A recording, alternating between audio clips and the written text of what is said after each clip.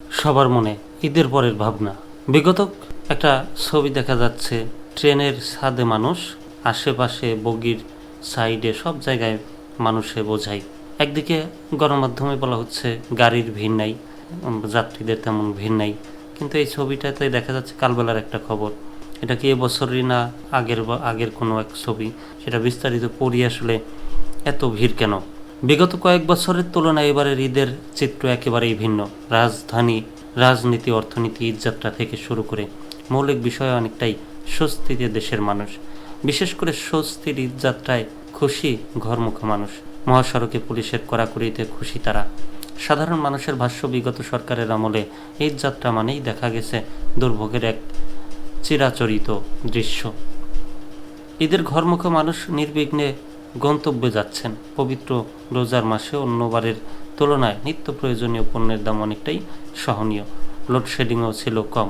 Remittance তথা প্রবাসী আয়ের রেকর্ড ভাঙায় অর্থনীতিও চাঙ্গা। আবার আইন শৃঙ্খলা পরিস্থিতি নিয়ে মানুষের মধ্যে হতাশা থাকলেও অনেক বিষয়ে অন্তর্বর্তী সরকারের প্রতি মানুষের আস্থা বেড়েছে। আন্তর্জাতিকভাবে কূটনৈতিক অঙ্গনেও সরকারের প্রশংসা হচ্ছে। 4 দিনের চীন সফর শেষে গতকাল শনিবার দেশে এসেছেন প্রধান উপদেষ্টা ডক্টর মোহাম্মদ ইউনূস।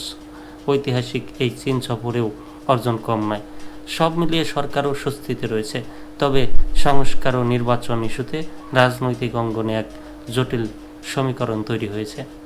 নির্ধারিত সময়ে ভোট হবে কি না সে বিষয়ে দোলাচল দেখা দিয়েছে। প্রধান রাজনৈতিক দল বিএনপি চলতি জুনের মধ্যেই নির্বাচন চায়, তবে ডিসেম্বরে হলেও মেনে নেবে, তা না হলে আবারও রাজপথে আন্দোলনে নামার হুঁশিয়ারি দিয়েছে দলটি।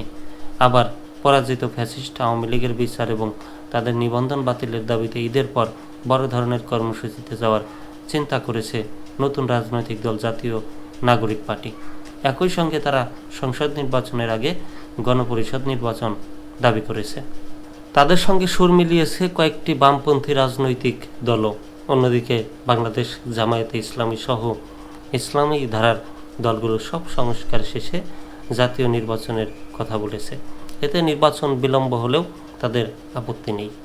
সম্প্রতি অর্থনীতি সহ নানা কারণে অন্তর্বর্তী সরকারের প্রতি মানুষের আস্থা ফিরে আসায় সামাজিক যোগাযোগ মাধ্যমে প্রচার চলছে প্রধান উপদেষ্টা হিসেবে ডক্টর মোহাম্মদ ইউনূসকে 5 বছরের জন্য রেখে দেওয়া।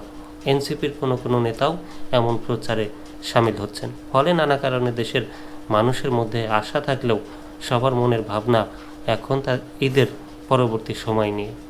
যদিও অন্তর্বর্তীকালীন সরকারের প্রধান উপদেষ্টা বলেছেন চলতি বছরের ডিসেম্বরে বা আগামী বছরের জুনে জাতীয় সংসদ নির্বাচন অনুষ্ঠিত হবে, সে মোতাবেক প্রস্তুতি নিচ্ছেন নির্বাচন কমিশনও। 2024 সালের 5 আগস্ট ছাত্র জনতার গণ অভ্যুত্থানে শেখ হাসিনার পলায়ন ও আওয়ামী লীগের পতনের পর 8 আগস্ট শান্তিতে নোবেল বিজয়ী অর্থনীতিবিদ অধ্যাপক ডক্টর মোহাম্মদ ইউনূসের নেতৃত্বাধীন অন্তর্বর্তীকালীন সরকার রাষ্ট্র পরিচালনায় দায়িত্ব নেয়। শুরুতেই দেশের বিভিন্ন গুরুত্বপূর্ণ খাতের প্রয়োজনীয় সংস্কারের দাবি ওঠে সর্বস্তরে। এরপরই প্রধান উপদেষ্টা ডক্টর মোহাম্মদ ইউনূস গুরুত্বপূর্ণ খাতের কতগুলো সংস্কার কমিশন গঠন করেন। এরই মধ্যে প্রায় সব কমিশন তাদের সংস্কার প্রস্তাব বা রূপরেখা প্রধান উপদেষ্টার কাছে হস্তান্তর করেছে। এরপর রাজনৈতিক দলগুলোর সঙ্গে কয়েক দফা সংলাপও করেছেন প্রধান উপদেষ্টা। রাজনৈতিক দলগুলোর কাছে সংস্কার ইস্যুতে মতামত পেয়েছে জাতীয় ঐক্যমত্য কমিশন। সব মিলিয়ে অন্তর্বর্তীকালীন সরকারের তরফে একাধিকবার বলা হয়েছে যে আগে রাষ্ট্রের গুরুত্বপূর্ণ খাতের প্রয়োজনীয় সংস্কার।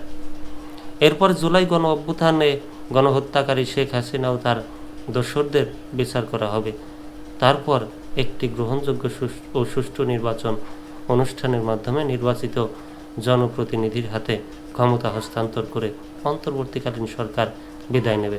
সে মোতাবেক ডক্টর ইউনূসের নেতৃত্বাধীন সরকারের অগ্রাধিকার বিষয় হলো রাষ্ট্রের প্রয়োজনীয় সংস্কার, গণহত্যাকারীদের বিচার এবং সর্বশেষে একটি সুষ্ঠু জাতীয় সংসদ নির্বাচন।